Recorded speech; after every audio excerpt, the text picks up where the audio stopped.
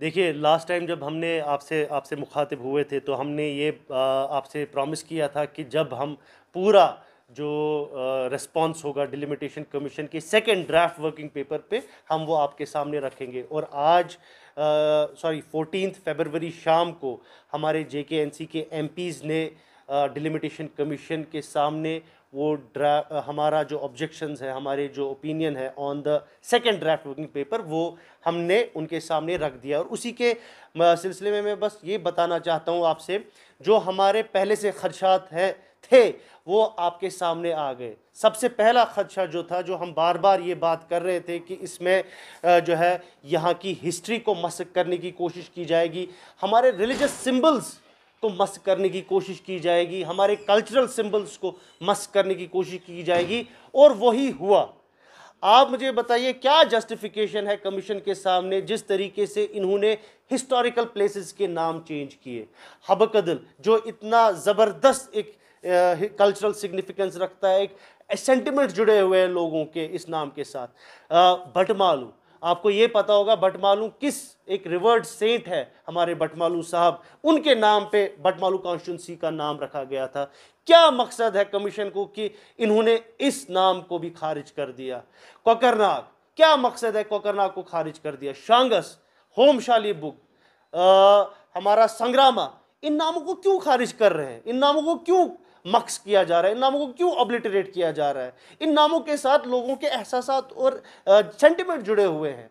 तो ये सीधे सरासर एक अटैक है, एक कल्चरल सिंबल्स जो कश्मीर के हैं उस पर अटैक है। सिर्फ कश्मीर पे नहीं, आप जम्मू में देखिए, गांधीनगर महात्मा गांधी के नाम से जुड़ा हुआ एक कॉन्स्टिट्यूंसी थी, उसको भी ख़त्म कर दिया गया।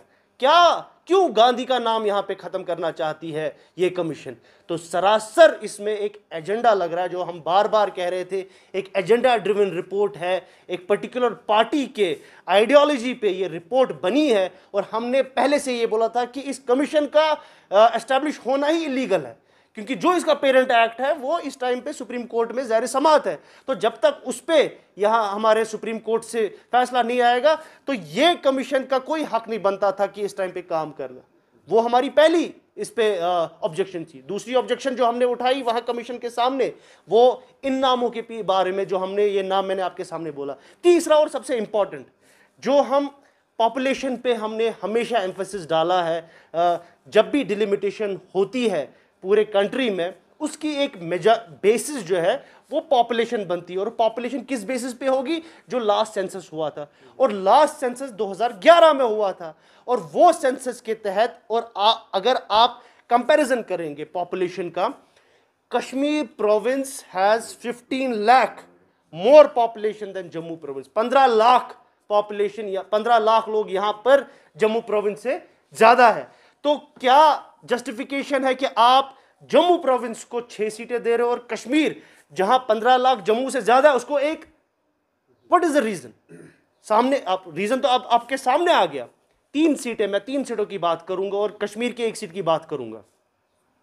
जम्मू प्रोविंस में बनी है, माता वैष्णो देवी है, और तीसरी पडर है।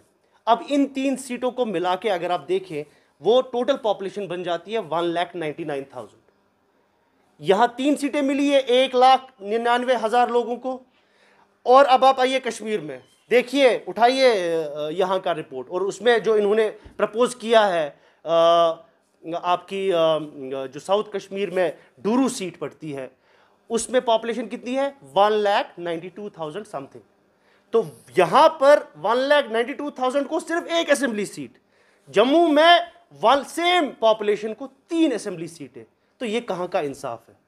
तो ये सब ऑब्जेक्शंस लेके हमारे एमपीज, जिसमें डॉक्टर फारूक अब्दुल्ला साहब हैं, मोहम्मद अकबर लोन साहब हैं और हसनैन मसूदी साहब हैं, ये ऑब्जेक्शंस पूरे डिटेल्ड में हमने कमीशन के सामने रख दिया और कमीशन को दे दिया। और आज हमने प्रेस में भी वो रिलीज कर दिए, वो हमने मेल भी कर दिया, तकरीबन आपको भी पहुंचा होगा।